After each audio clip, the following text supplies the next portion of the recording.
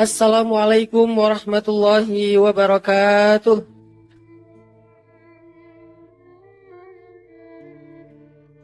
Alhamdulillahi rabbil alamin.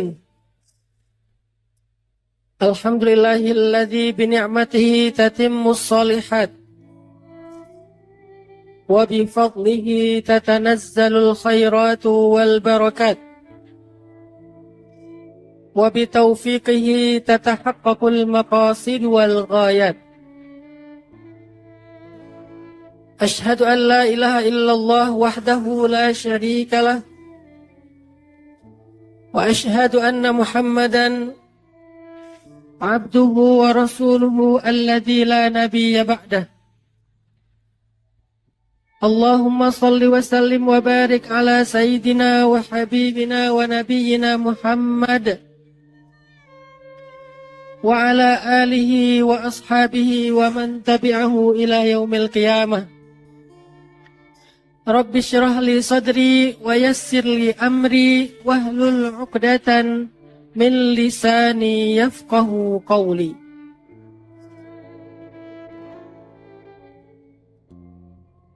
Yang kita muliakan dan kita hormati para orang tua kita, para alim ulama, guru-guru kita, para kiai, kemudian tokoh-tokoh masyarakat, kemudian anak-anak muda kota Solo, para jomblo fisabilillah yang dirahmati Allah Subhanahu wa taala.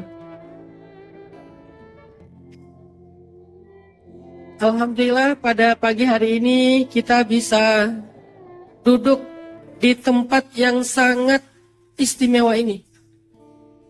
Kita bisa duduk di Masjid Agung Surakarta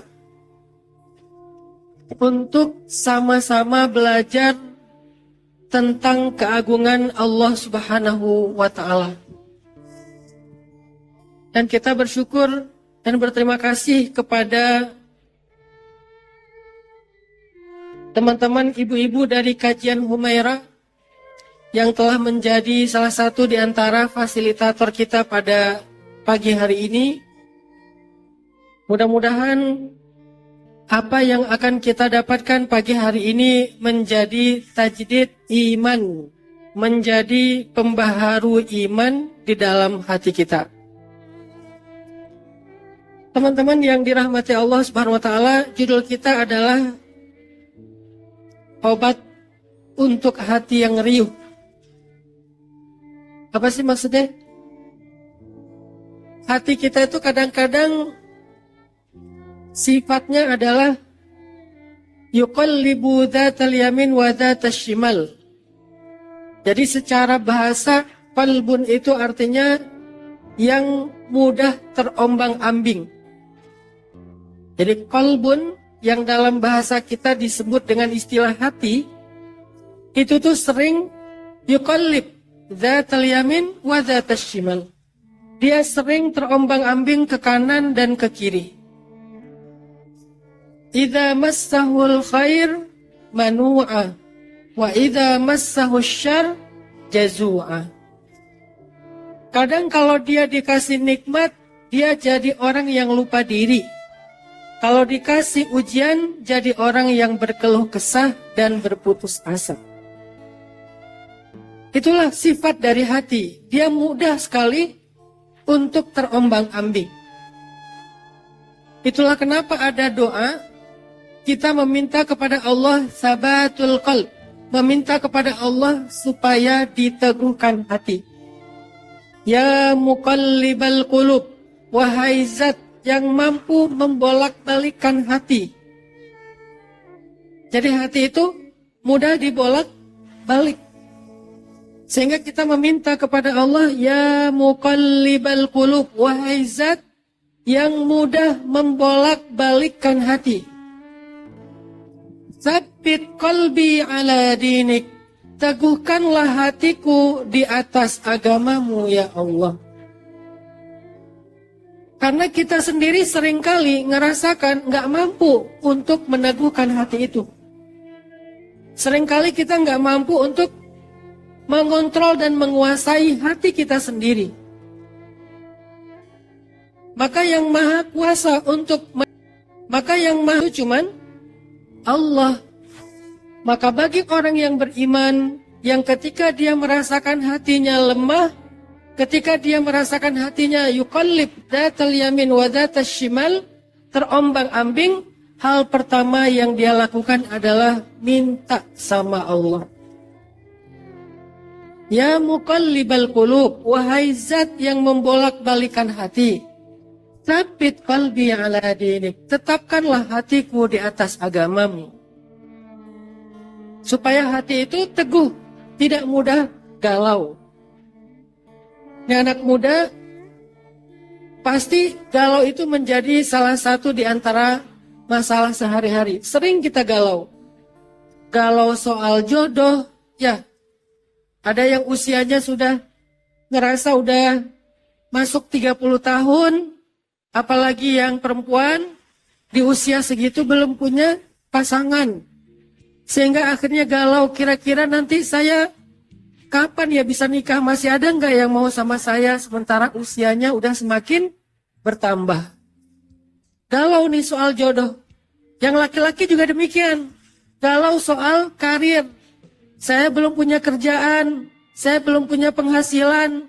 Gimana saya bisa menikah? Galau. Galau urusan memilih jurusan di kampus. Karena dalam sebuah riset tahun 2021, 86% mahasiswa Indonesia itu salah pilih jurusan. Yang tadinya pengen ngambil teknik, ternyata masuknya misalnya ke apa gitu ya. Sehingga akhirnya kita ngerasa, aduh saya nggak terlalu sreg nih dengan jurusan ini. Apakah saya bisa sukses kalau saya ngambil fakultas ini?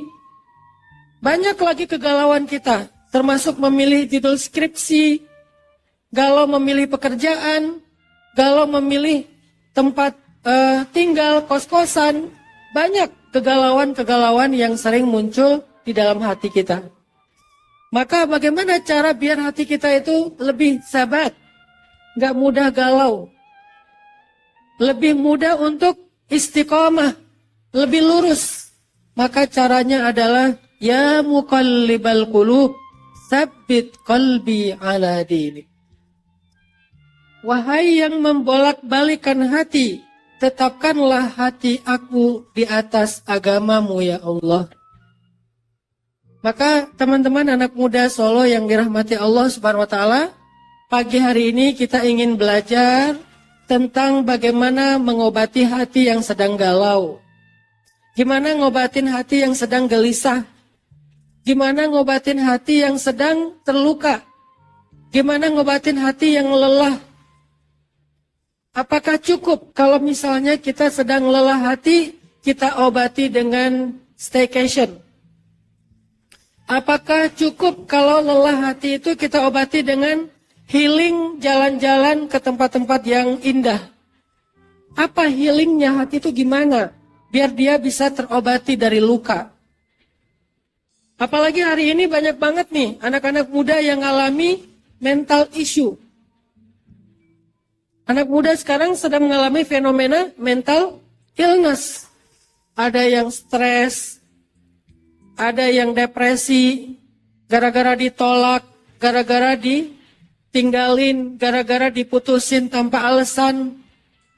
Akhirnya depresi, naik ke jembatan pengen loncat. Pas mau loncat galau, kayaknya kalau loncat sakit juga ya, antara loncat atau enggak. Ada yang galau curhat di sosmed, curhat di story, curhat di status. Curhatnya kadang-kadang syariat gitu ya. Hasbi Allah wa ni'mal wakil ya. Padahal maksudnya dia sedang ngerasain lonely, sedang ngerasain kayak sendiri, nggak punya siapa-siapa. Nah, gimana cara kita untuk bisa menguatkan hati, mengobati hati agar kita tuh nggak kena mental illness secara parah? Hari ini banyak banget. Saya termasuk orang yang agak sedikit concern di bidang mental issue karena Saya punya satu rumah untuk terapi mental bagi anak-anak muda yang kena mental illness. Dan kita sebagiannya ngambil dari Jawa Tengah juga, ada beberapa yang bahkan menurut orang tuanya dikatakan sebagai orang yang ODGJ. Padahal bukan ODGJ, dia hanya kena secara mental, bukan sakit jiwa. Kadang-kadang gara-gara dibully di sekolah, akhirnya kena mental. Gara-gara dibully di sosmed, akhirnya kena mental. Gara-gara di grup dicuekin. Ketika kita chat, nggak ada yang reply di grup. Ketika kita lempar topik, nggak ada yang rame di grup. Kita kayak dicuekin sama teman-teman di grup, akhirnya kena mental. Ada yang live grup, tapi kemudian bingung dan penasaran di grup lagi ngomongin apa ya. Kepo, ya. Akhirnya kena mental. Bahkan kita pernah mengambil beberapa pasien yang sebetulnya dia tuh cuman sedang merasakan depresi, tapi sama orang tuanya dianggap ODGJ lalu dipasung. Ada pasien kita yang dipasung selama lebih dari 1 tahun di kamar, nggak boleh kemana-mana, sampai maaf banget, saking dia udah lama dipasung, perilakunya udah nggak kayak manusia. Sampai dia makan kotorannya sendiri. Anaknya usia berapa? Sekitar 14 atau 15 tahun. Penyebab utama dia kenapa sampai kayak gitu, gara-gara dia sering dibully di sekolah. Dia sering dibully di sekolah, dibilang karena dia anak yatim, gak punya ayah, diledekin karena gak punya ayah. Lama-lama mentalnya kena. Gak mau sekolah, gak mau mandi, merenung terus, mojok terus di kamar. Sama orang tuanya dikira dia kena guna-guna. Terus dituduh sebagai orang gila. Sama tetangga dibilang gila. Orang tuanya percaya, dipasunglah biar gak kemana-mana. Sampai perilakunya bukan sebagai manusia, dia makan kotorannya sendiri. Lalu kita bawa, kita terapi dengan berbagai macam terapi, baik dari sisi agama, kemudian dari sisi psikis, dan juga kita berikan kegiatan-kegiatan. Kemarin Agustus 2022, alhamdulillah setelah 6 bulan terapi, dia menjadi salah satu pengibar bendera pada saat upacara 17 Agustus. Udah survive. Nah, apa kira-kira terapi untuk orang-orang kayak gini yang selama ini kita jalankan? Ternyata hati itu punya healingnya sendiri, berbeda dengan tubuh kita. Walaupun kita alhamdulillah dan insya Allah berharap gak sampai ke arah mental issue. Cuman sekedar capek, lelah hati, kecewa, sedih, sedikit terluka. Tapi tetap kita perlu cari tahu gimana ngobatin hati kita yang sedang terluka. Gimana ngobatin hati yang sedang kecewa kepada seseorang. Yang bahkan cenderung gak percaya dengan siapapun, trauma. Ada orang yang gak mau nikah karena dia trauma, pernah diputusin. Karena dia pernah trauma diselingkuhin. Karena dia pernah trauma di,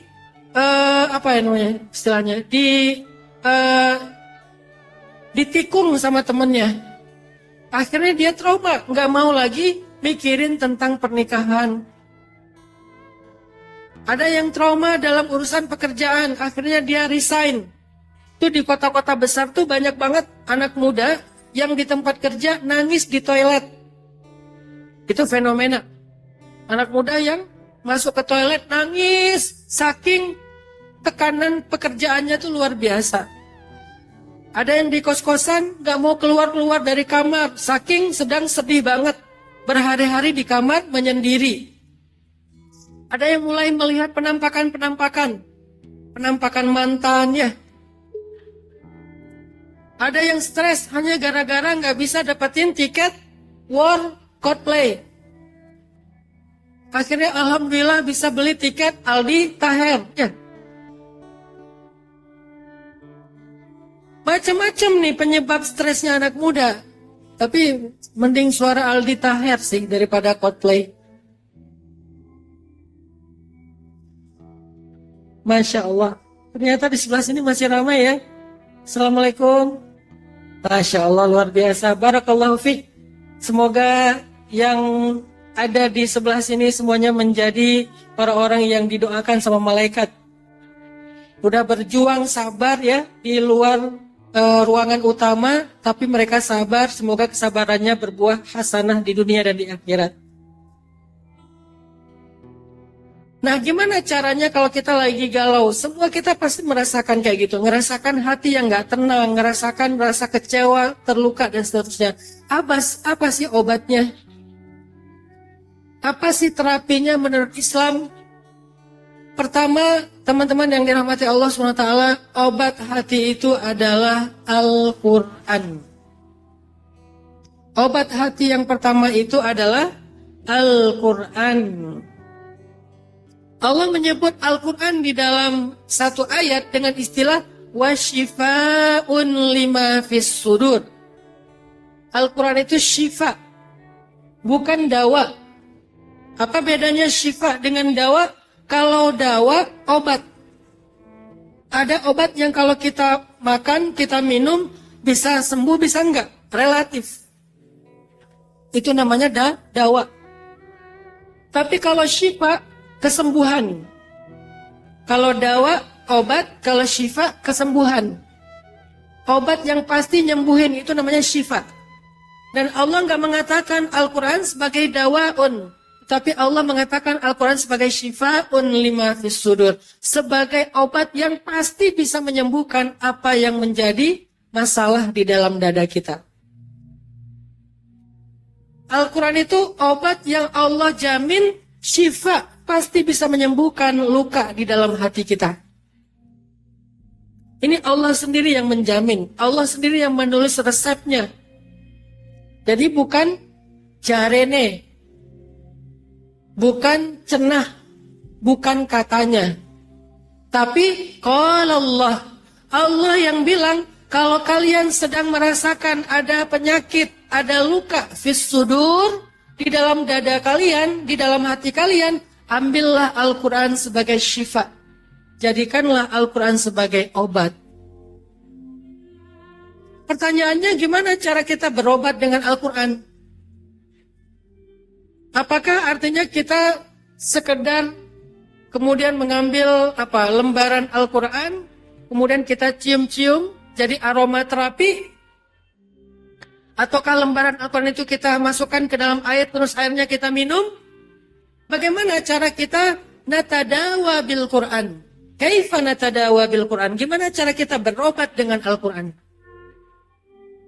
Satu, selain obat hati, Al-Quran itu juga obat fisik loh. Dulu banyak sahabat kalau sakit perut, itu dibacakan Al-Fatihah sama orang soleh di antara mereka. Salah satu yang suka bacain Al-Fatihah kalau ada yang sakit perut itu Umar bin Khattab. Jadi kalau ada orang yang sakit perut, Umar bacain Al-Fatihah sambil memegang perutnya, dengan izin Allah sakitnya sembuh. Jadi mereka yatadawa bil Quran dengan cara membacakan Al-Quran, membacakan Al-Fatihah, membacakan Yasin, membacakan ayat kursi. Itu terjadi di zaman sahabat. Bukan hal yang aneh. Itu bukan sesuatu yang menyimpang. Sakit fisik, bukan sakit hati. Sakit fisik nih, demam. Kalau di tempat saya di Aceh ada istilahnya raja. Mungkin sama ya istilahnya, diraja. Diraja itu artinya didoain. Salah satunya dengan membaca Al-Fatihah, ayat kursi, dan trikul. Saya kalau lagi demam tinggi itu sama bapak saya tuh dipegang kepalanya, terus dibacain Al-Fatihah sampai ke An-Nas, kemudian disembul ya, ditiup dari ujung kepala sampai ujung kaki. Dibaca lagi. Itu kayak istilahnya kalau bahasa yang lebih populer lagi diruqyah. Diruqyah dengan Al-Quran. Ada juga yang sakit perut juga dibacakan Al-Quran. Tapi kita hari ini nggak lagi belajar tentang bagaimana berobat tentang sakit biologis kita dengan Al-Quran. Kita pengen belajar gimana mengobati sakit di dalam hati, jiwa, perasaan dengan Al-Quran. Gimana kalau kita lagi sedih berobat dengan Al-Quran? Gimana kalau kita lagi kecewa, berobat dengan Al-Quran. Gimana kita lagi galau, berobat dengan Al-Quran. Gimana cara natadawa bil Quran, berobat dengan Al-Quran. Cara yang pertama, teman-teman yang dirahmati Allah Subhanahu wa taala, cobalah baca Al-Quran ketika kita sedang sendiri, tenang, gak ada gangguan apa-apa, termasuk gangguan handphone. Kapan waktu itu yang paling baik? Pas kita lagi tahajud. Ya ayyuhal muzammil, qumil layla illa qalila, nisfahu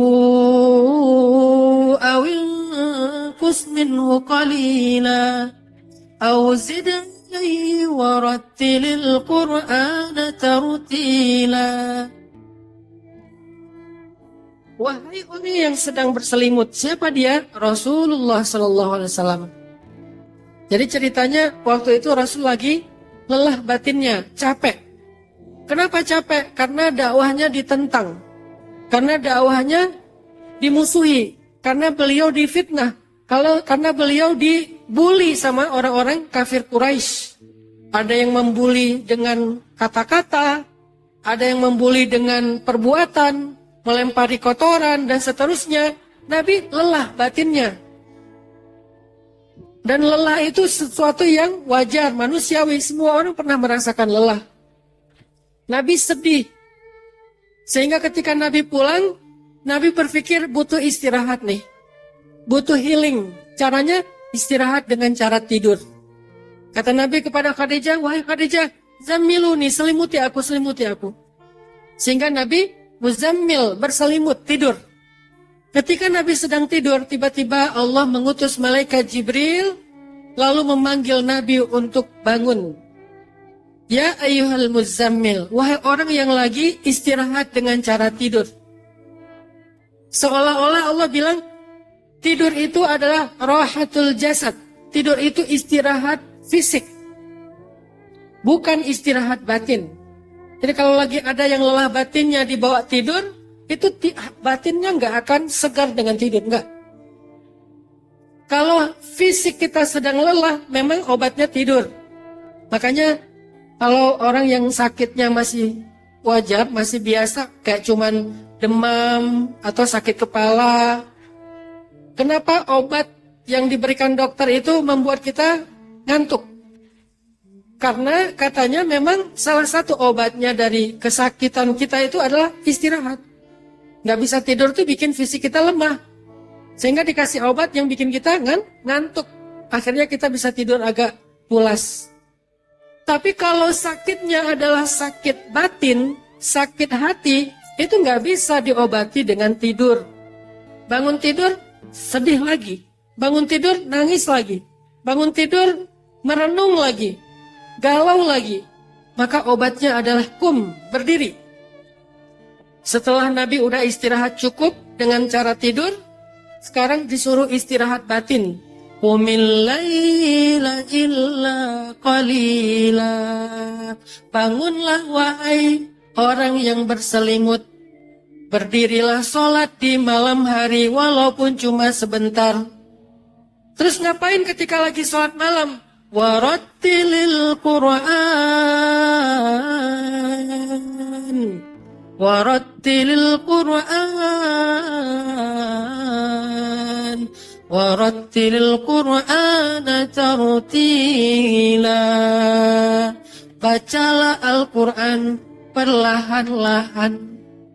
Ini cara kita natadawa bil Quran, healing dengan Al-Quran. Gimana caranya Ustaz? Tartil, bacalah Al-Quran perlahan-lahan.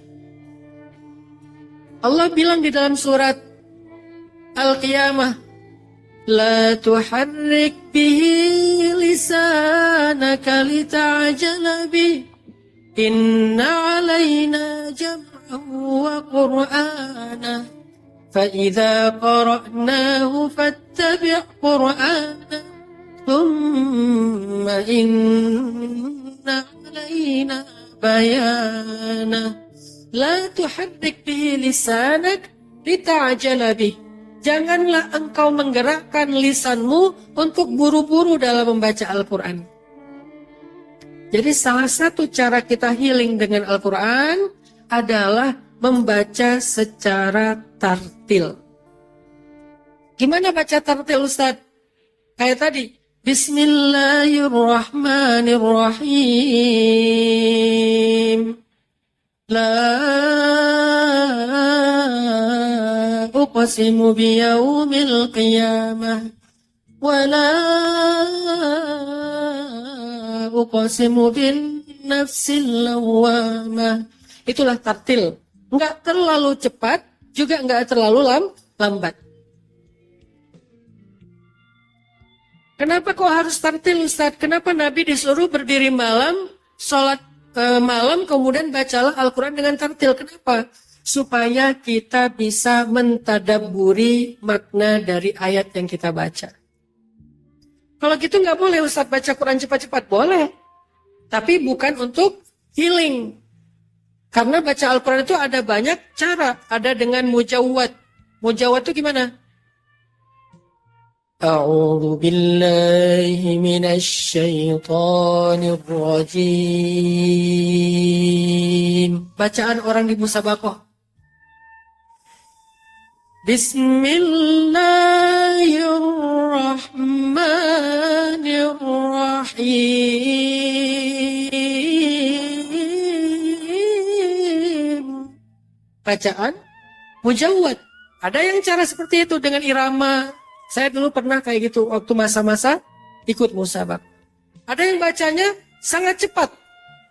Kenapa bacanya sangat cepat? Mereka biasanya orang-orang yang sudah hafiz Al-Quran. Biar bacaannya banyak. Sehari mereka perlu murajaah Al-Quran sampai sekian juz. Alif Lam Mim. Dzalikal kitabu la raiba fihi hudan lil muttaqin alladzina yu'minuna bil ghaibi wa yuqimuna sholata wa mimma razaqnahum yunfiqun walladzina yu'minuna bima unzila ilaika, dan seterusnya. Mereka orang yang membaca Al-Quran dengan bacaan cepat supaya bisa dapat 20 menit 1 juz. 1 jam dapat 3 juz. Sehari kadang-kadang mereka membaca sampai 10 juz. Itu juga boleh karena targetnya berbeda. Dapat pahala, jadi ibadah, jadi zikir, jadi melancarkan hafalan, menjaga Al-Quran di dalam pikiran kita. Itu targetnya itu. Tapi kalau targetnya untuk healing, targetnya untuk mengobati luka hati, bacanya beda lagi tekniknya. Allahu la ilaha illa huwal hayyul qayyum. La ta'khudhuhu sinatun wa la naum. Tartil, kalau nggak mau pakai irama-irama yang unik, yang terlalu pro misalnya, lurus-lurus aja nggak apa-apa, tapi pelan-pelan. Kenapa kok dibaca tartil? Kenapa harus tenang? Karena kita lagi natadawa, lagi terapi jiwa kita dengan bacaan Al-Quran. Jadi cara berobat dengan Al-Quran, pertama bacanya pelan-pelan. Kedua, cari waktu yang sangat tenang, nggak terganggu dengan apa-apa. Kalau bisa bacanya jangan Al-Quran yang ada di handphone. Karena itu nggak akan tenang. Lagi enak-enak tilawah, tiba-tiba muncul notifikasi. Kamu lagi apa? Nggak konsen kita tadaburnya. Kita pikir nih yang mana sih ayatnya? Galau, udah sampai di ayat berapa? Gara-gara di atas muncul notifikasi. Boleh pakai handphone? Boleh. Tapi sinyalnya, kuotanya di-offin dulu pakai airplane mode. Jadi nggak ada notifikasi yang muncul. Lebih bagus lagi pakai mushaf. Ustadz, kita lagi haid. Jadi kita nggak bisa memegang Al-Quran. Dengarkan. Kan sekarang banyak bacaan-bacaan Al-Quran di YouTube, di Instagram, kalau yang agak panjang di YouTube sama di Spotify. Dengarkan. Cari bacaan yang paling sesuai dengan taste selera kita. Jadi tetap bisa berobat dengan Al-Quran.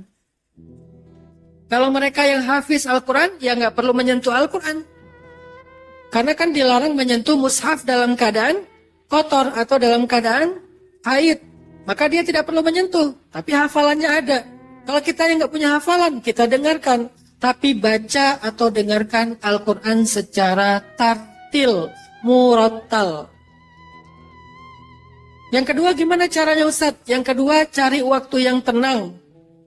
Sendiri, jangan ke distract dengan yang lain-lain. Kita sambil nyetir dengan Al-Quran, tapi ada banyak yang ngobrol, itu nggak akan jadi healing. Tapi jadi ibadah, ya. Karena mendengar aja jadi ibadah. Kalau mau serius nge-healing, cari waktu khusus kita dengarkan atau kita baca sendiri. Yang ketiga, cara healing dengan Al-Quran. Carilah ayat-ayat yang kita udah tahu artinya. Kita udah kenal maksudnya. Kita udah membaca terjemahnya. Atau ayat-ayat yang tematik sesuai dengan masalah kita. Apa masalah kita? Oh, masalah saya Ustadz tentang masalah pasangan. Saya nggak punya siapa-siapa, saya sendiri. Baca tuh surat Al-Qasas. Kisah Nabi Musa ketika beliau pergi ke Yordania, ke Madian, dan nggak punya siapa-siapa sampai ketemu dengan istrinya di sana. Kita tadabburi kisahnya. Oh, ternyata cara dapat pasangan itu bukan curhat di sosmed. Cara dapat pasangan itu bukan joget di TikTok. Cara dapat pasangan itu bukan posting foto kita yang udah dikasih filter banyak. Filter sampai 5. Sampai akhirnya wajahnya diedit, hidungnya diedit, kulitnya diedit. Lama-lama bukan lagi kita, jadi avatar. Ya. Pas dilihat nih cewek Korea mana nih.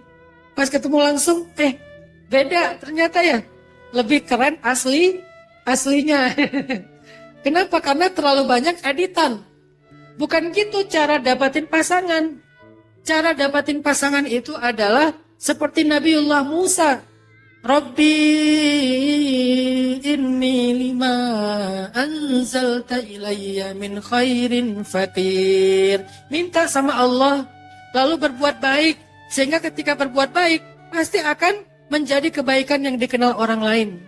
Karena Nabi Musa pernah berbuat baik, bantu seorang perempuan, 2 orang perempuan yang sedang memberi minuman ternak, akhirnya salah satu dari perempuan itu kelak menjadi istri beliau. Kita tidak akan berkisah itu karena panjang. Intinya adalah belajar dari surat Al-Qasas. Ustadz, gimana cara kita cari tahu tema-tema Al-Quran? Karena kita bukan seorang ahli tafsir. Di mana kita cari tahu? Googling. Saya langsung ke teknis saja ya. Coba googling, cari ayat galau. Ayat masalah jodoh. Ayat masalah hutang. Ayat sakit hati. Ayat merasa sendiri. Ayat kisah ini, ayat kisah itu. Kita cari. Yang paling gampang sekarang googling aja. Atau tanya ke chat GPT, AI ya. Tapi kalau tanya di AI kadang-kadang yang dikeluarkan bukan ayat Al-Quran, tapi kitab yang lain gitu. Takutnya salah referensi. Jadi mending tanya di Google ayat Al-Quran tentang masalah A misalnya. Kok bisa gitu Ustaz? Karena kita butuh tema. Al-Quran itu turunnya secara tematik teman-teman. Al-Quran tidak turun sekaligus kepada Nabi, tapi turunnya berangsur-angsur. Kenapa kok diangsur? Kok nggak langsung sekaligus Ustadz? Biar bisa cepat khatam.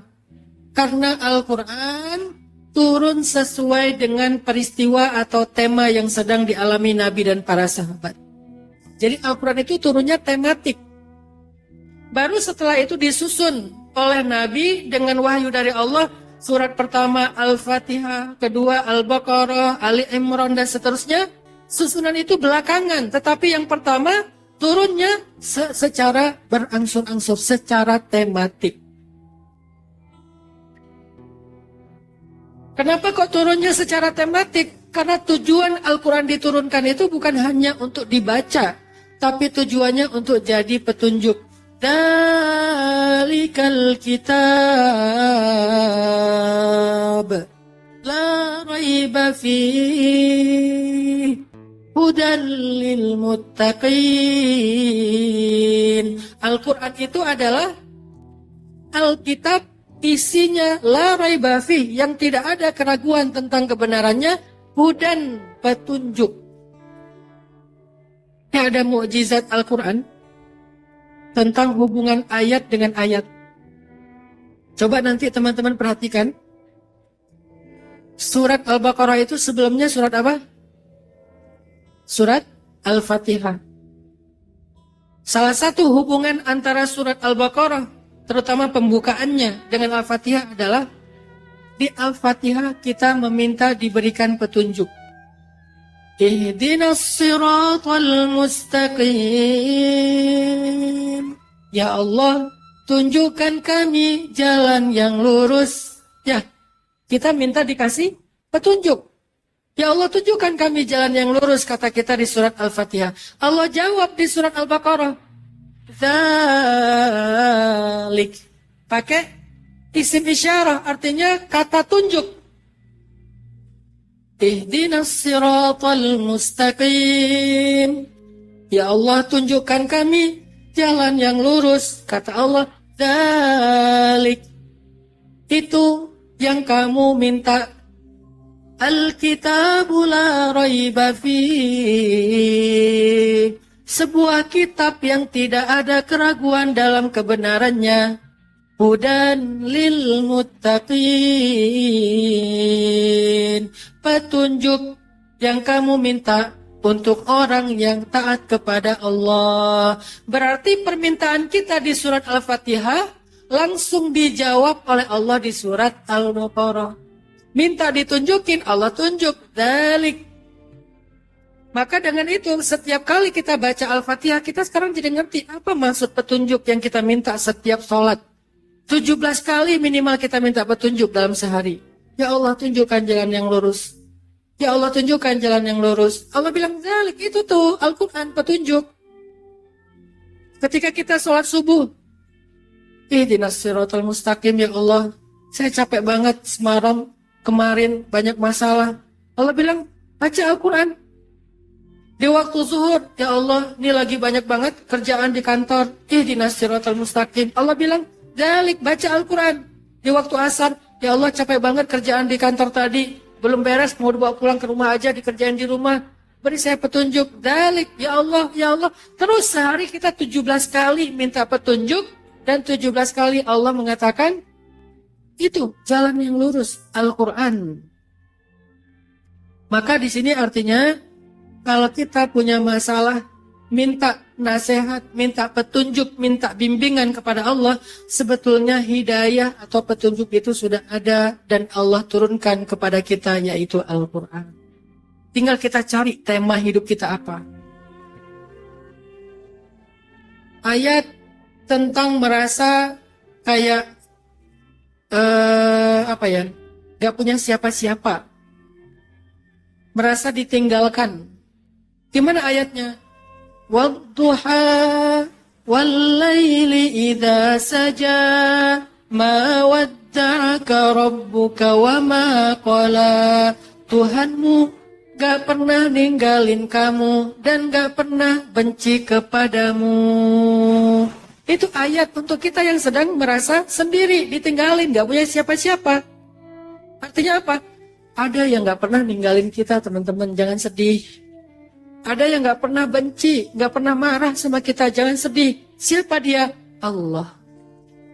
Sehingga manusia bisa aja ninggalin kita. Manusia biasa aja marah sama kita, kecewa sama kita, left group dari grup kita.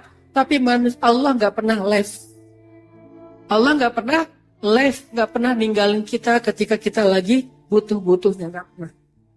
Kita ulang tuh surat Ad-Duha, kita baca dengan tartil sendiri, kita hayati, dan yang keempat caranya diulang-ulang. Baca berulang-ulang ayat itu. Ini yang saya lagi sampaikan adalah tutorial ya, how to. Kalau bahasa para ulama itu ijazah. Sedang diajarkan bagaimana caranya. Tutorial healing dengan Al-Quran. Tutorial kaifiyah natadawa bil Quran. Berobat hati dengan Al-Quran. Satu, bacalah dengan tartil, pelan-pelan. Kedua, carilah waktu yang tepat, yang tenang. Ketiga, tadabburilah ayat yang kita baca secara tematik. Apa maknanya? Apa ayatnya? Keempat, bacalah secara berulang-ulang. Diulang lagi ayat yang sama. Saya sering banget kalau lagi baca Al-Quran di dalam sholat sendiri, sholat sunnah, nemu satu ayat yang ngeklik tuh. Kenapa ngeklik? Karena setiap saat kita ayat yang ngeklik itu beda-beda sesuai dengan masalah kita hari itu. Maka ayat itu akan saya ulang-ulang. Misalnya ayatnya, وَلَنَبْلُوَنَّكُمْ بِشَيْءٍ مِّنَ الْخَوْفِ وَالْجُوعِ وَنَقْصٍ مِّنَ الْأَمْوَالِ وَالْأَنفُسِ وَالثَّمَرَاتِ وَبَشِّرِ الصَّابِرِينَ. Itu akan saya ulang-ulang tuh. وَبَشِّرِ الصَّابِرِينَ.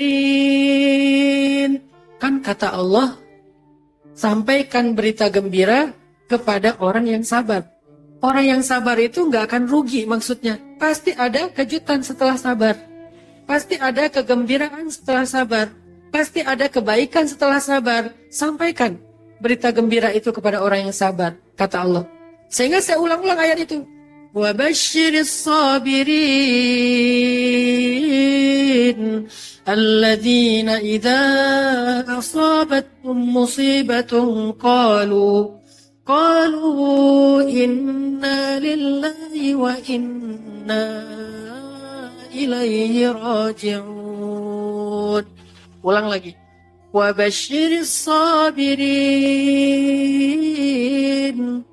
وَبَشِّرِ الصَّابِرِينَ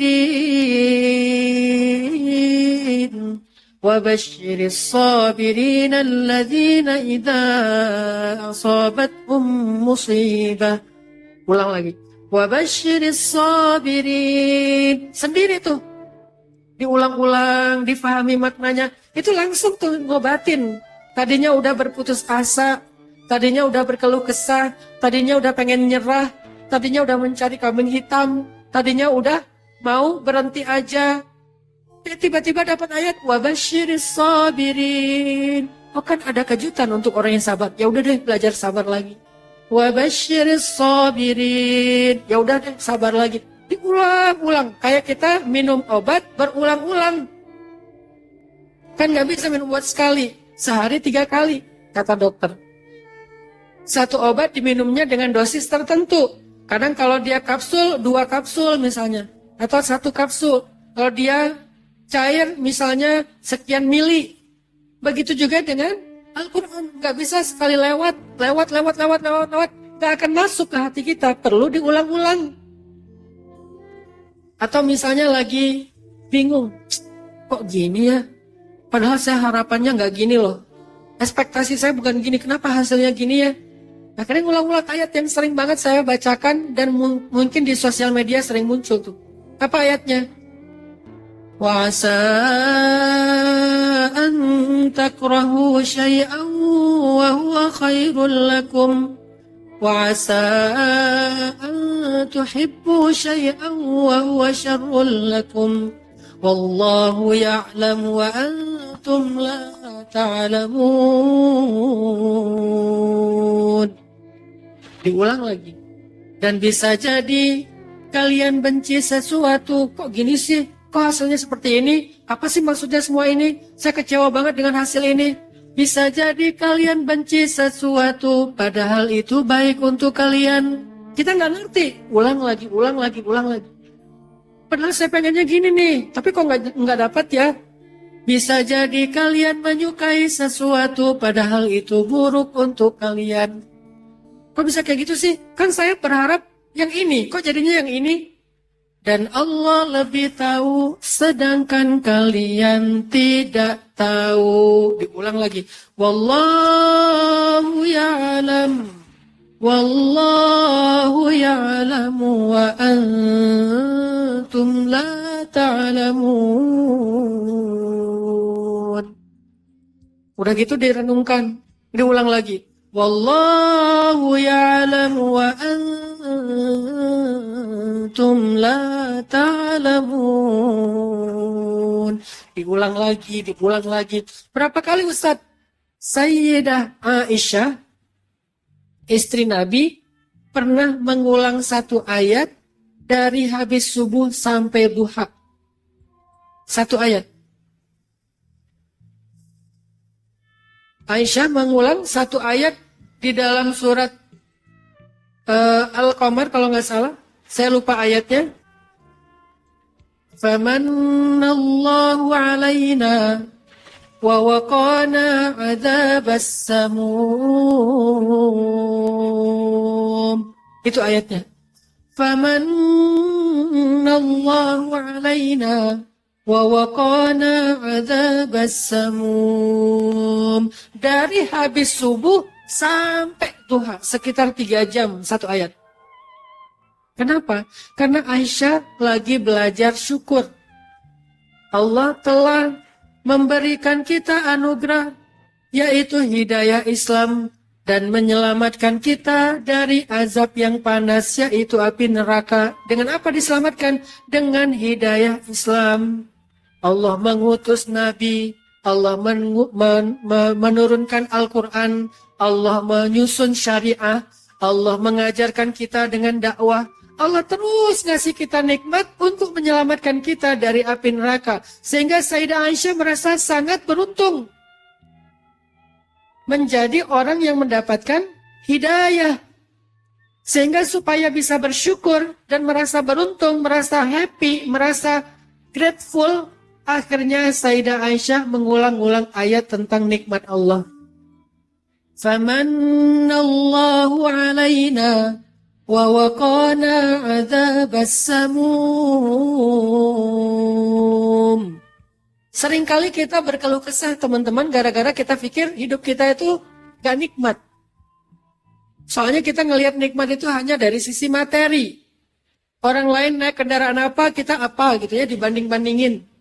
Orang lain punya jajan sekian, kita nggak punya jajan sebanyak itu. Kita sering membandingkan nikmat hidup dari sisi materi. Lalu kita baca ayat, Inna a'tainakal kautsar. Apa itu al-kautsar? Nikmat iman. Apa itu al-kautsar? Nikmat hidayah. Apa itu al-kautsar? Nikmat Islam. Apa itu al-kautsar? Nikmat taubat. Nikmat ampunan dosa. Nikmat pahala. Nikmat akhirat. Itulah al-kautsar. Sedangkan yang lain itu nikmat yang sedikit. Dunia itu nikmat yang qalil. Dunia itu nikmat yang sedikit. Tapi akhirat nikmat yang katsir. Kautsar, nikmat yang banyak. Sehingga ketika kita ngerasa hidup kita sempit, hidup kita kurang nikmat, kurang materi, baca ayat ini berulang-ulang. Akhirnya kita merasa menjadi orang yang paling beruntung. Iya ya. Buat apa ya kalau misalnya Allah kasih saya materi yang banyak, tapi saya nggak dapat hidayah. Tapi saya masih kufur sama Allah. Tapi saya masih jauh dari Allah. Tapi saya nggak tahu cara sholat. Tapi saya nggak pernah berzikir kepada Allah, mengingat Allah. Buat apa semua nikmat kalau itu menjauhkan saya dari Allah? Ingat hidayah, ampunan. Dulu saya nggak pernah ke masjid, sekarang jadi punya semangat ke masjid. Itu nikmat dari Allah. Taufik namanya. Dulu saya nggak bisa baca Quran, sekarang saya udah rajin baca Quran. Itu nikmat dari Allah. Setiap hurufnya 10 kebaikan.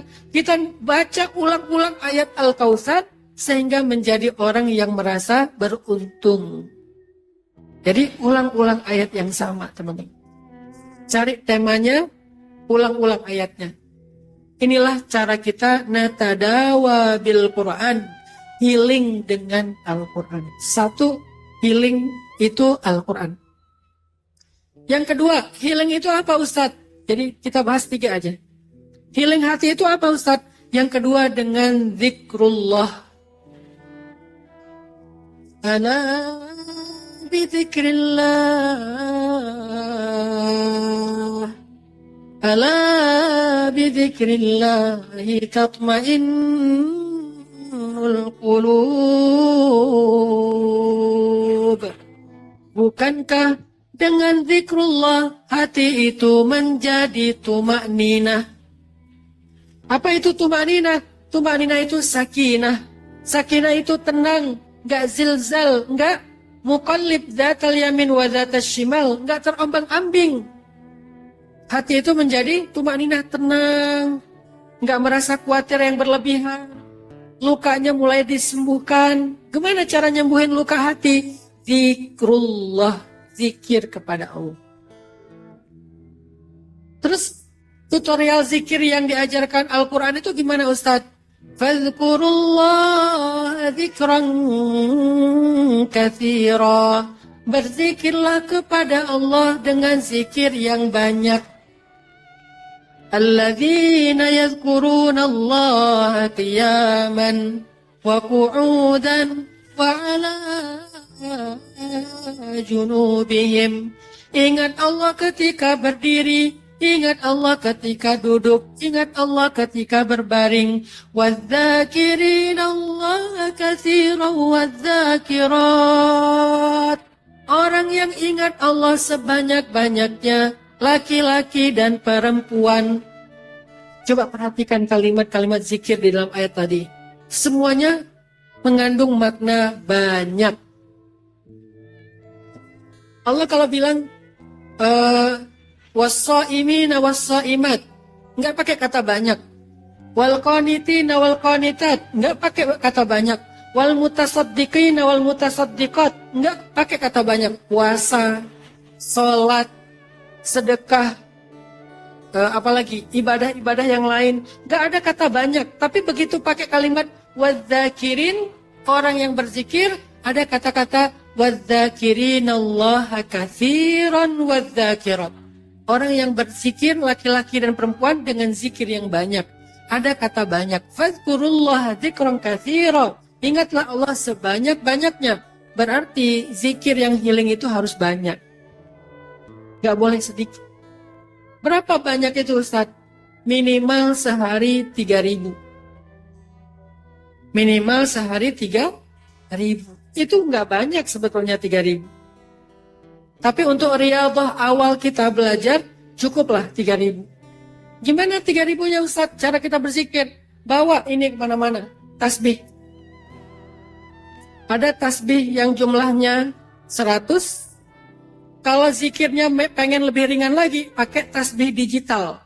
Ada yang udah bentuknya cincin, macam-macam ya. Ini namanya alat untuk memudahkan kita dalam berzikir. Ini bukan bid'ahnya. Ini adalah alat kita buat berzikir. Karena kalau nggak pakai alat, kita suka lupa. Kecuali zikir kita ringan, cuman 33. Maka cukup pakai jari. Tapi kalau udah 1.000 pakai jari, ingat nggak Bu? Susah. Orang yang nggak mau pakai alat itu, karena mungkin kemungkinannya 2. 1, dia udah pro banget. Kedua, emang zikirnya nggak banyak. 1, dia udah pro banget, makanya nggak butuh alat lagi. Yang kedua, dia zikirnya emang terbatas, cuma 133 kali 3. Udah segini aja. Tapi kalau zikirnya udah ribuan, agak susah pakai jari. Begitu udah 33. Kayak, udah keberapa ya tadi ya? Kayaknya udah 1.000 deh. Padahal baru 150. Rasanya udah 1.000. GR.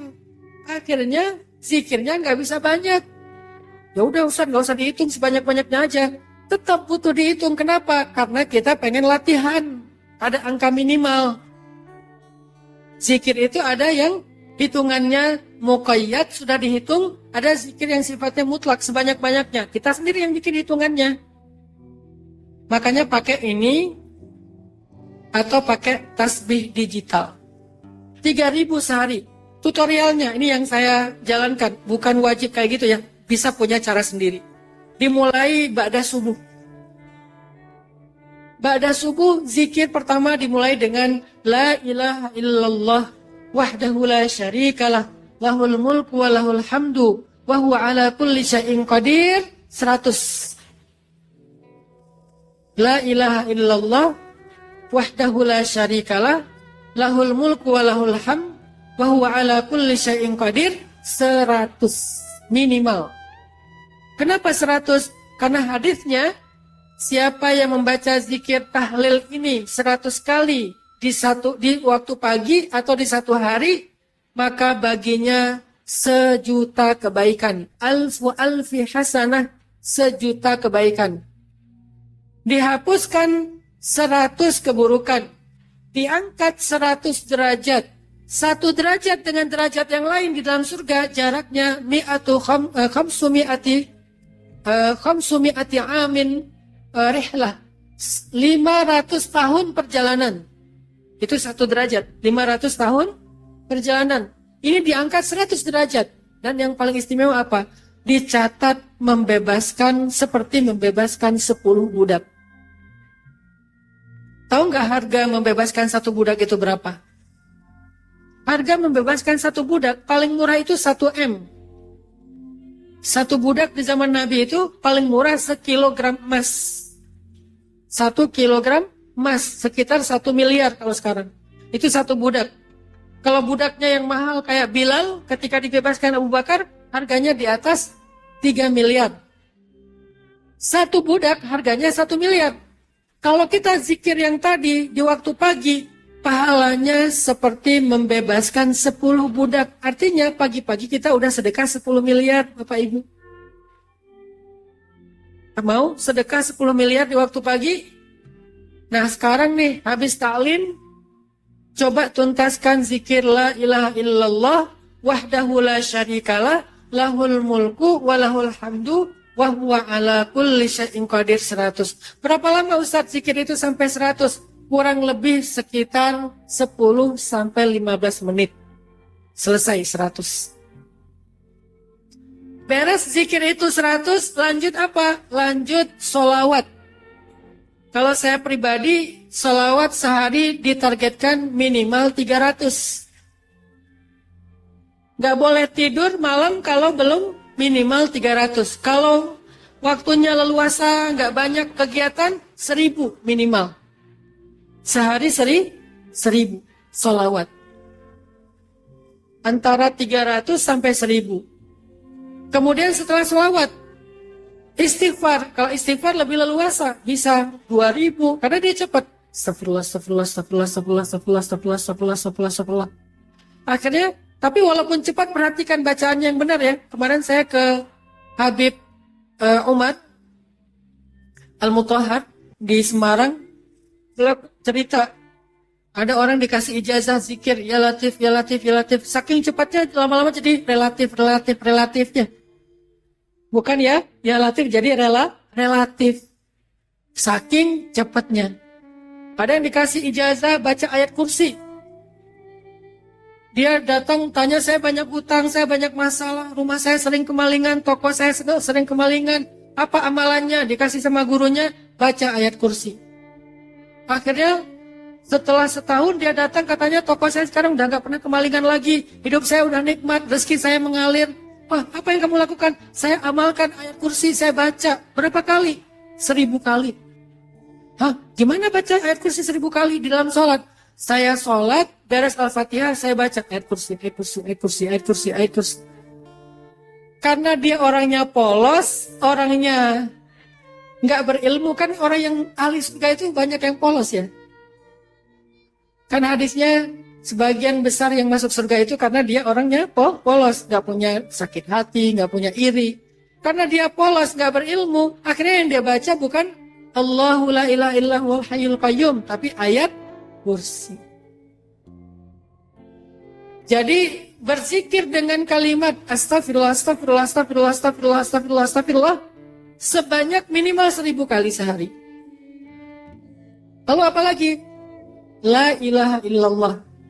Kalau tadi la ilaha illallahnya panjang, kalau sekarang pendek. La ilaha illallah, la ilaha illallah, la ilaha illallah, la ilaha illallah. 1000 kali juga. Udah 3000 lebih itu.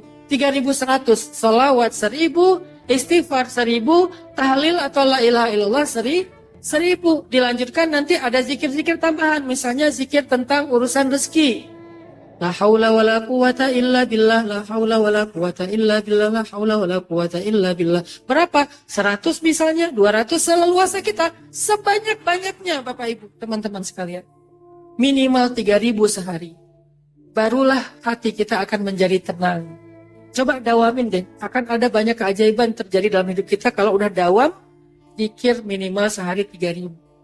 Minimal 3.000. Sehingga kita jadi orang yang selalu feeling ya, ingat sama Allah gitu. Walaupun kita nggak lagi gini, tapi ingat karena udah dibiasain. 3.000 sehari minimal. Yang ketiga, cara kita healing adalah dengan tafakkur ayat-ayat Allah. Kalau Al-Quran tadi tadabbur, kalau ini tafakkur. Apa yang ditafakuri? Ciptaan Allah. Mentafakuri ciptaan Allah. Jadi kalau kita lagi jalan-jalan kemana gitu ya, itu niatkan untuk tafakkur. Kemarin Habib Muhammad ditanya, ngapain sih weekend ke kebun binatang? Kata beliau, saya ke kebun binatang untuk mentafakuri sifat-sifat kebinatangan. Agar saya tahu, oh hewan itu gini sifatnya. Oh hewan itu rakus. Oh hewan itu rebutan makanan. Oh hewan itu curang. Oh hewan-hewan dan seterusnya. Saya ingin mengeluarkan sifat kehewanan dari diri saya. Tafakur. Kemanapun kita pergi, kita tafakur. Ketika kita di jalan, kita tafakur. Semalam saya lagi dari Semarang ke Solo, ngelihat bulan di tol tuh, bulan indah banget. Walaupun bukan purnama, tapi dia kayak gede, rendah. Sehingga pas saya lihat bulan itu, saya jadi melihat kebesaran Allah. Sehingga dalam hati saya kalau ngelihat bulan, matahari di tol tuh saya selalu bilang, ya Allah, Engkau maha kuasa, Engkau maha besar, Engkau maha indah, Engkau hebat banget. Ngomong dalam hati, itu namanya tafakur. Jangan cuma lihat foto, posting. Itu nggak tafakur, nggak ada gunanya. Foto posting, itu hanya untuk dapetin perhatian manusia, gak akan healing. Kalau lihat kebesaran Allah dalam ciptaannya, maka tafakur, bicara dengan Allah. Ya Allah, bulan yang begini istimewa Engkau yang cipta. Langit yang begini tinggi Engkau yang cipta. Awan itu berarak dari satu negeri ke negeri yang lain, Engkau yang cipta.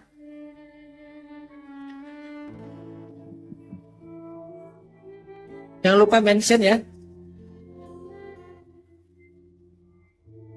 Gunung yang begitu kokoh, gagah, Engkau yang cipta. Hewan yang begitu sempurna, Engkau yang cipta. Tafakur, ngomong dalam hati kita dengan Allah. Harus berkomunikasi, berdialog, curhat sama Allah ketika kita tafakur. Itu cara tafakur yang benar. Ngomong sama Allah. Ngomongnya apa Ustaz? Bicarakan kekaguman kita kepada Allah. Bicarakan kekaguman kita kepada Allah. Kita sering banget ngomong sama manusia, udah kurang ngomong sama Allah. Sering curhat sama manusia, kurang curhat sama Allah. Sekarang bicarakan kekaguman kita kepada Allah. Belajar mengagumi Allah, itu penting. Apa hubungannya Ustaz dengan healing hati? Karena hati itu merasa lelah, karena dia terlalu mengagumi manusia, mengagumi makhluk, akhirnya dia lelah. Hati gampang terluka karena dia sering berharap kepada manusia, akhirnya kecewa. Maka dengan tafakur, kita lagi membangun kekaguman di dalam hati kita kepada Allah yang gak mungkin mengecewakan daripada kagum kepada makhluk. Mulai belajar pelan-pelan. Bicara aja pakai bahasa kita kepada Allah. Allah, Engkau indah banget. Engkau sempurna banget. Engkau maha kuasa. Gak ada yang mudah, gak ada yang mustahil bagimu. Gak ada yang susah bagimu. Gak ada yang sulit bagimu. Kita ngomong pada Allah ketika ngelihat sesuatu dari ciptaan Allah. Sehingga muncullah rasa kagum di dalam hati kita. Kagum itu akan jadi obat dari berbagai macam penyakit hati. Maka 3 cara healing ketika hati kita sedang terluka. 1, tadawa bil Quran. Berobatlah dengan Al-Quran. Baca, tadabbur, hayati, ulang-ulang ayat sesuai dengan kebutuhan tema kita. Al-Quran. Baca dengan renungan, baca dengan suara yang pelan, baca dengan khusyuk. Yang kedua, cara healingnya adalah dengan fadhkurullaha dzikran katsira. Zikir itu yang banyak. Gak boleh kurang dari 3.000 sehari. Gak boleh. Kenapa? Zikir itu obat hati, teman-teman. Kalau kurang dari 3.000, hati kita masih keras. Beda sama ulama-ulama solih, mereka hatinya udah lembut. Kalau kita hatinya keras, penyakitan, sehingga butuh obatnya lebih banyak dosisnya. 3.000 aja kurang sebetulnya. Ulama-ulama kita aja yang solih udah 10.000 lebih. 100.000. Saya kenal Habib Syarif di Bandung. Ayah beliau, kalau bulan Ramadan, khatam Al-Quran 60 kali. Bulan Ramadan, khatam Al-Quran 60 kali. Sehari 2 kali khatam Al-Quran. Caranya baca Al-Quran sehari 20 jam. Cuman 3 jam istirahat. 20 jam baca Quran. 10 jam 1 kali khatam. 1 jam 3 juz. 20 menit 1 juz. Itu normal. Saya juga mampu 20 menit 1 juz. Cuman gak mampu sekali duduk khatam. Hebatnya beliau sekali duduk khatam 30 juz. 10 jam sekali duduk. Sehari 20 jam baca Al-Quran full. Sebulan khatam 60 kali.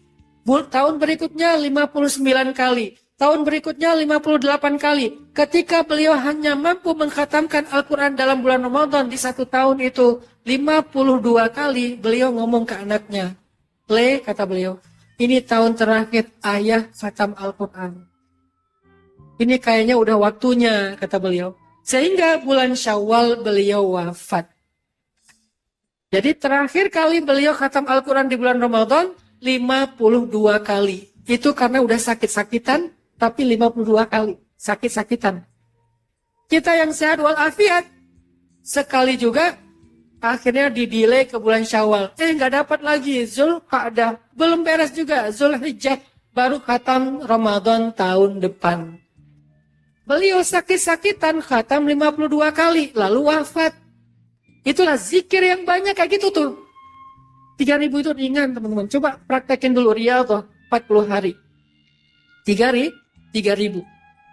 Yang terakhir, cara healing adalah dengan tafakur.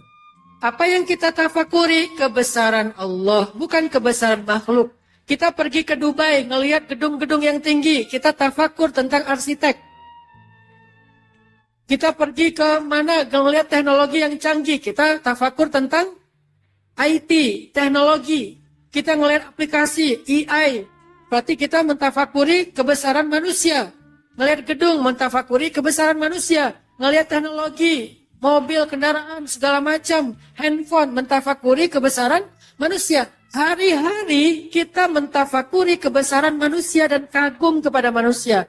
Apakah kita sudah memberikan waktu kita untuk kagum kepada Allah?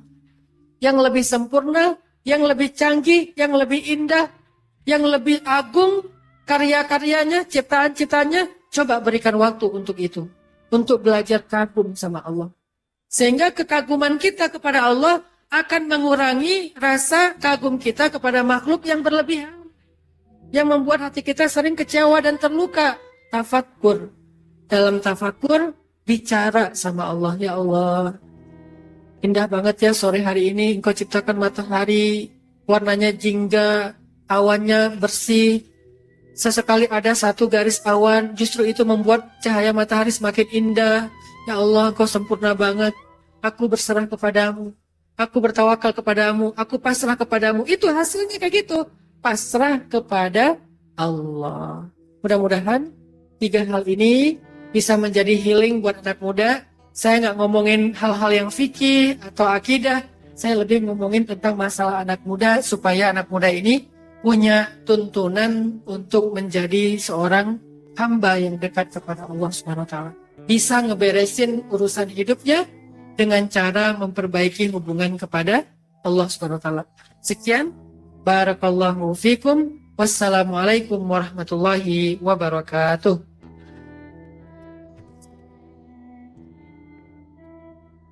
Insyaallah. Insyaallah. Terima kasih pada Ustaz Atafi. Semoga dari apa yang beliau sampaikan menambah kasana keilmuan untuk kita dan tentunya menambah kecintaan kita untuk kemudian pada Quran dan mengamalkannya. Nah, mengingat waktu, mohon maaf kita tidak ada tanya jawab, Mas Kinang ya? Iya, karena waktu yang sudah mepet waktu libur juga. Dan acara selanjutnya ialah doa dan muhasabah yang akan langsung dipimpin oleh beliau Ustaz Atafi. Dan bagi jamaah yang membuat alat komunikasi, Mas Gilang, bisa tolong di silent dulu. mode silent atau mode pesawat supaya nanti doa muhasabah berjalan dengan khusyuk. Dan yang membawa ayah bunda yang membawa putra putri satu membersamai putra putrinya. Kondisikan dulu. Iya. Kepada Ustaz Nataki kami persilahkan. Fadhil masykur.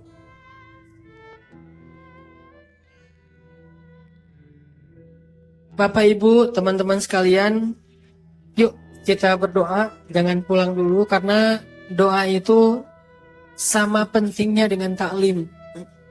Kita selama ini udah 1 jam mendengar ilmu, sekarang waktunya kita meminta kepada Allah supaya ilmu yang kita dengar itu benar-benar bermanfaat. Benar-benar bisa menjadi petunjuk dalam hidup kita. Maka doa itu sama dengan kayak wadahnya ilmu atau kuncinya ilmu, doa. Dan salah satu adab berdoa, ini sebelum kita berdoa biar tahu adabnya dulu. Salah satu adab berdoa yang paling penting itu adalah berdoalah dengan yakin. Jangan berdoa dengan ragu. Berdoalah dengan yakin. Yakin apa? Yakin Allah Maha mendengar. Yakin Allah pasti mengabulkan. Pasti mengabulkan. Gak mungkin gak dikabulkan. Kadang dikabulkan persis seperti yang kita minta. Kadang dikabulkan dengan lebih baik dari yang kita minta. Yakin Allah mendengar. Yakin dikabulkan. Yakin Allah Maha Kuasa untuk mewujudkannya dalam kehidupan kita. Berdoalah dengan yakin. A'udzu billahi minasy syaithanir rajim.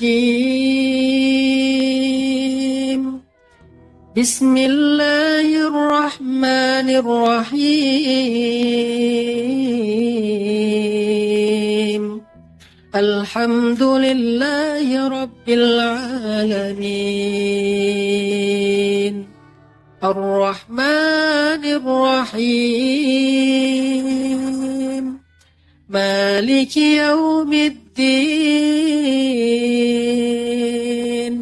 Iyyaka na'budu wa iyyaka nasta'in. Ihdinas siratal mustaqim. Siratal ladzina an'amta 'alaihim ghairil maghdubi 'alaihim waladdallin.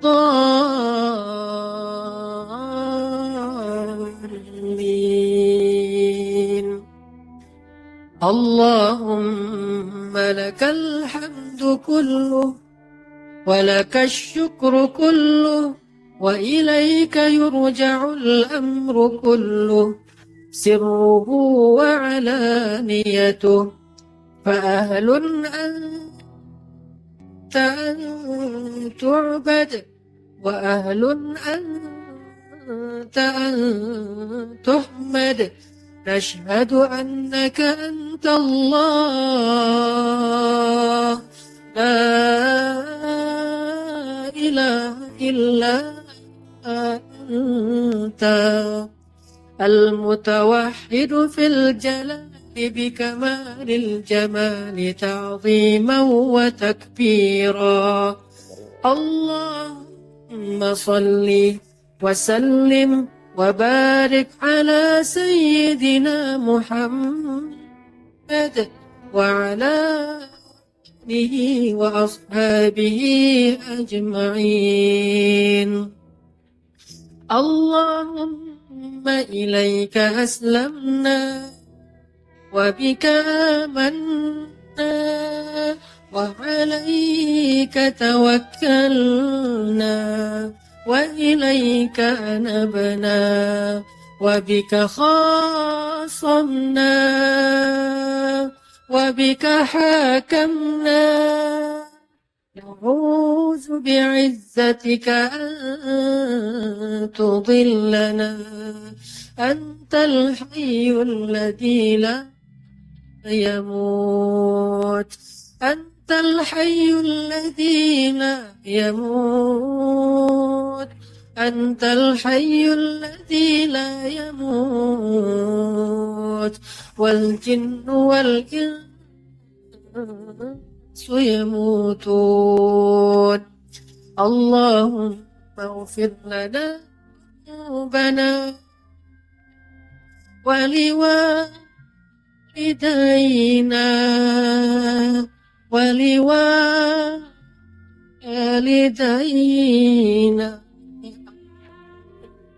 ولوالدينا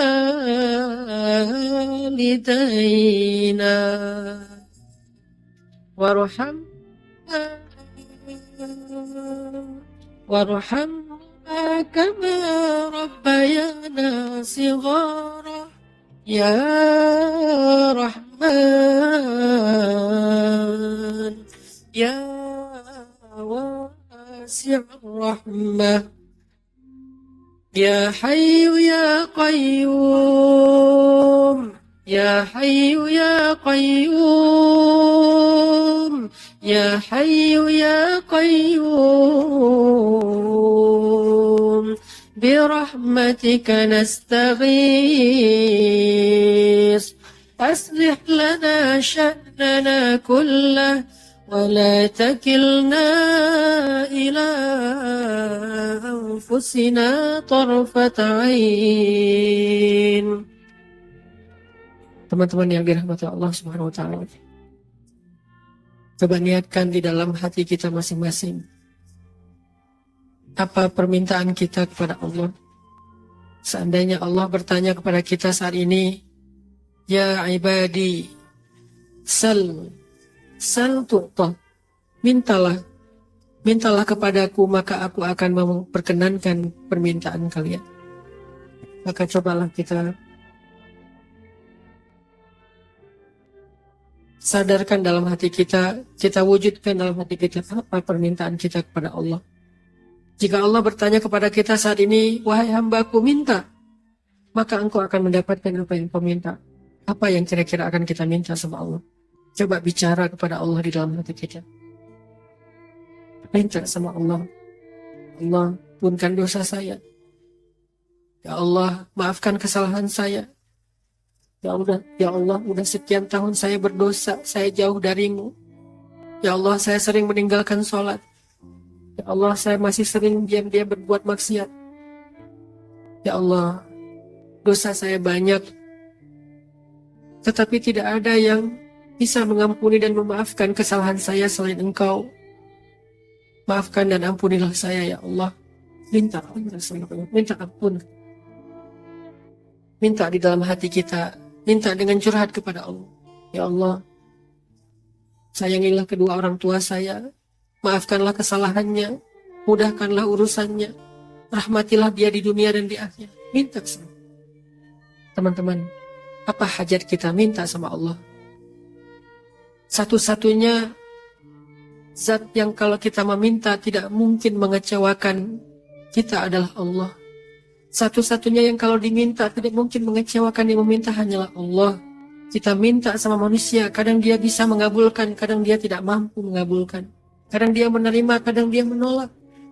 Tapi minta sama Allah pasti diterima, pasti didengar, pasti dikabulkan, pasti diwujudkan. Persis seperti yang kita minta atau lebih baik dari apa yang kita minta. Minta sama Allah. Minta sama Allah.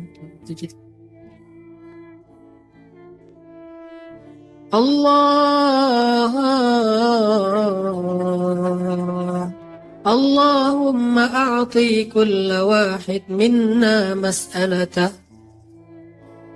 Ya Allah, kabulkanlah setiap orang di antara kami hari ini hajatnya, permintaannya, doanya. Allahumma a'ti kulla wahid minna mas'alatah.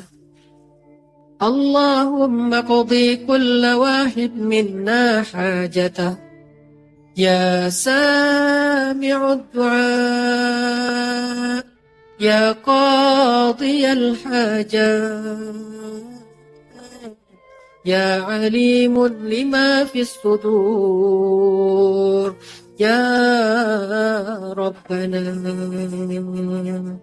Rabbana atina fid dunya hasanah wa fil akhirati hasanah wa qina adzaban nar wa adkhilnal jannata ma'al abrar ya azizu ya ghaffar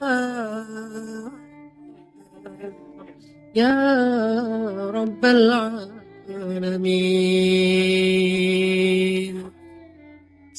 Jadi bibarakatil Fatihah.